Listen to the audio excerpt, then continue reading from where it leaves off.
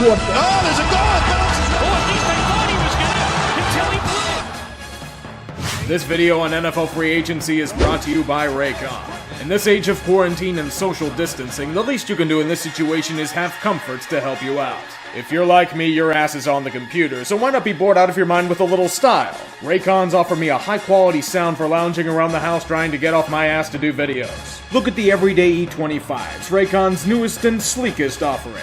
6 hours of battery life complemented by seamless Bluetooth pairing, strong noise isolation, and high-quality bass. Me personally, I like this color, but there are plenty of others available if you're into a more fun selection. Raycons start at half the cost of the major brands, yet offer the same quality to you. In fact, what if I were to tell you that you could save 15% off of your order? Simple. Go to buyraycon.com/utree or click the link below.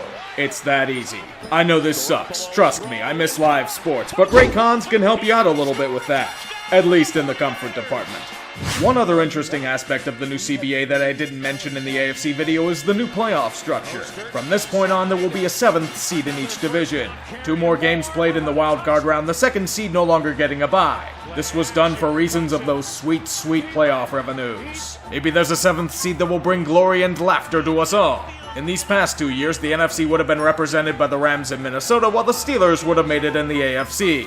As a Steelers fan, they didn't deserve to make it in these last 2 years. It would have only prolonged the agony for completely differing reasons. Here is Dallas. They are free from clapping. Despite the utter lack of production when they needed to produce, Amari Cooper and Dak Prescott are vital pieces in the Cowboy machine. Dak they're uncertain of, especially at his rumored price, so franchise tag for him. Amari was the bigger threat. With the need to protect Dak, Cooper was at risk of being poached.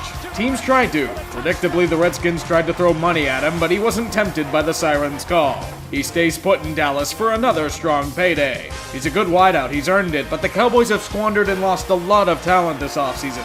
You can only hope that shedding Jason Garrett will do the trick. Philadelphia, for all of their injuries, still have their fan favorites in the chaos. Malcolm Jenkins, the heart and soul of the defense for many years. Jason Peters, the blindside blocker worthy of song. The city of brotherly love surprisingly lived up to their moniker with those two. With the news that the Eagles would not be bringing them back, there was much heartbreak in the region. There was a time to move on, and the Eagles were looking to get younger at those positions. I get it. It still sucks to see them leave. His money now goes to a nice defensive lineman in Javon Hargrove. Good shit disturber. I can say this from seeing him with the Steelers. You'll like him over there. And here's big play Slay, also free from the hell that is Detroit. May he be much better than Jalen Mills is. Ron Rivera is now the new head czar in Washington.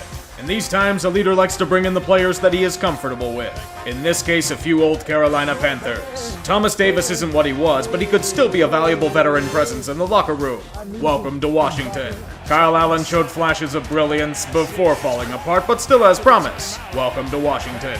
Kendall Fuller, old Redskin sent away in that ill-advised Alex Smith trade. Welcome back. Wes Schweitzer, not someone we know, but welcome to Washington. At least it can't get worse than it did under Bruce Allen. Can it? The good news for the Giants is that you can't go much lower than they've gone. Eli's retired, but that doesn't mean that the wheels of progress can't keep getting stuck in the mud. They brought in some pieces to bolster the defense. Blake Martinez, James Bradbury, a good deal of money spent to overhaul a group that's been quite terrible these past few years. At this point, I don't bring encouragement, but a warning. The success of these signings are to be determined, but don't get addicted to them. Or else you will end up like the Jets, always chasing after that next big thing in the hopes of making your team less of a punching bag. Today they pine after offensive line help in George Fant and Greg Van Roten. As they've been doing for years, they'll work on one thing as something else somehow breaks. You don't want to be the Jets. Don't fall into the same trap. It appears that Ryan Pace has finally realized what we all did a while ago. Mitch Trubisky is not the answer at quarterback. He all but admitted such with his moves. No, not bringing in Robert Quinn, that's a bonus perk. It's in trading for a quarterback that would compete with Trubisky for the starting role. There were some decent options out there, but who was their choice? The guy who beat them the day of the double doink. Yes, Big Dick Nick. Well, after his luster was worn off and now endowed with an awful contract as well. Somehow the Bears were so desperate they ate the rest of it in the hopes that his magic will rub off on the team. Is that a double entendre? Can we pretend it is? What is the Detroit Lions franchise without trying to skin the Patriots alive? Is there any other option for this organization? There probably is, but let them keep trying it. Their newest big fish is Jamie Collins, yes, a former New England Patriot. Not enough? How about Danny Shelton, because we need all of the cast-offs from the Cleveland Browns by proxy? There was Desmond Trufant in the mix, which will be all the better when he gets the Darius Slay treatment from the organization. Speaking of Slay, he's out of here. Traded for a couple of mid-round picks. Turns out Matt Patricia is also pretty bad at player relations and pissed him off by Darius's lack of pencil around the ear. The money now needs to be thrown on a guy named Halapulavati Vaitai, a utility lineman for the Eagles paid starter money. You trading Stafford yet or not? The Kirk Cousins saga in Minnesota has been a rocky one. There is the side that says he's been productive, led the team to a playoff win against the Saints, and is relatively stable. Then there's the side that believes he can't lead a team to victory, allegations that his receivers hate him, and a fan base that sees him as Herschel Walker 2.0. What is the solution? An extension adding a year on the contract. Yeah, you lost veterans on defense, but I mean, at least you got a nice return for Stephon Diggs. They're going to get stuck on this hamster wheel, aren't they? Atlanta is in a very tough situation. They fancy themselves as being something better than what they think, but they always perpetually disappoint everyone by means of underachieving and failing to overcome demons. Regardless of their perpetual disappointments, the Falcons are still trying. Devonta Freeman couldn't block his release like he couldn't block edge rushers. Desmond Trufant and Vic Beasley, same result, different way of getting there, if at all. There are some replacements, though. Coming from LA, we have Dante Fowler and Todd Gurley. Gurley's coming home, boys. He may not be what he once was in college, but think of the feels. The Bulldog pounding the rock on the way to another year of frustrating disappointment for Atlanta. Good shit. If the Cam Newton era was over before the offseason, it was all but confirmed during it. I don't even have to send foreboding messages to the populace. Newton is gone. He wasn't able to be traded, so here's a boot out the door, Cam. Sorry for the wasted years. The killing blow comes with signing one of the top QBs of the free agent class in Teddy Bridgewater. He had very efficient, solid games in New Orleans during Breeze's injury, and they're hoping for the same sort of production in Carolina. It's what they got for a few weeks with Kyle Allen before the clock struck midnight and he turned into a famous Jameis competitor.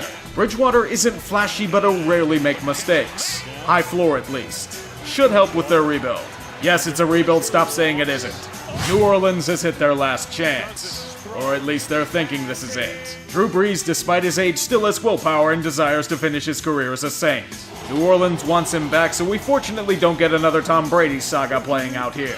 Whether or not it leads to success is to be determined. In fact, an old face of the team is returning to the fold. Malcolm Jenkins, a longtime Eagle and Saints pick, back to lead the defense. Also have Emmanuel Sanders in an effort to find a number 2 wide receiver. There isn't much else they could do because of cap restraints, but this is an all-in push if there ever was one. Bring it. The Buccaneers are also looking for such a push, as years of futility have led to frustration. The turnovers are delicious, Jameis, but they don't win this team football games. Off you go into the wastes. There's a culinary career waiting for you in another city. Tampa Bay is a real hero to bring to the table. Yes, Tom Brady. He may be extremely old and showing signs of decline, but fuck it, it'll be like Joe Montana in Kansas City. That turned out well, right? He'd be like Michael Jordan as a wizard even. Tampa's good to roll. They could even get Antonio Brown for a few weeks before he runs himself out of town. Even then, I only find it ironic that Jameis' time with the Bucs ends with a pick 6 while Brady is a Patriot. Beautiful poetry. I still have no idea how the hell Arizona lucked into DeAndre Hopkins. Oh yeah, that's right, Bill O'Brien. It's at least a really nice get for the offense if you use him properly. Good toy for Kyler Murray. Now don't fuck it up, you hear? Los Angeles, did you like the moves the Chargers made? Just you wait until you see the Rams offseason. Locked into a cap hell that even Dante finds too harsh, they had some deep choices to make, especially since they bitterly disappointed in 2019. The cost came in a few names. Clay Matthews was pretty obvious, but the others weren't. Todd Gurley, a great running back, but has been undone by a degenerative knee and physical decline. He signed a fat contract in 2018, but LA feels they have other needs, so guess what happened? Gurley was given the dreaded cut. It's not stopping there, though. Brandon Cooks is once again rumored to be available via trade. It's all probably to throw everything at Jalen Ramsey, but it just shows you how potentially screwed the Rams are with another year of talent draining. Have fun. You thought I was joking? Just take a gander at their new logo. Look at how utterly shit it is. I see the Rams are trying to be as irrelevant as the Chargers are in their new city, so I won't bother to try and stop them in this quest. Here's Seattle bringing in Greg Olsen in one final go-around for a shot at a ring.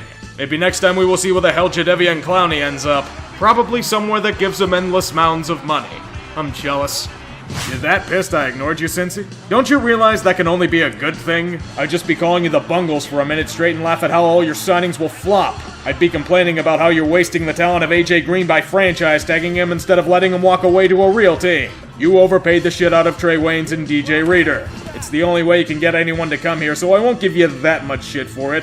Von Bell might work, maybe? Everyone knows your main prize is in the draft. Joe Burrow awaits. That is your key. Even as this year will probably be a wash, there's at least a little glimmer of hope, right?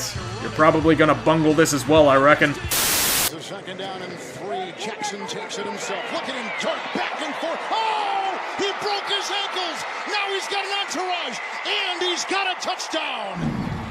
He is Houdini. What a play. 47-yard touchdown run by the magical quarterback Lamar Jackson.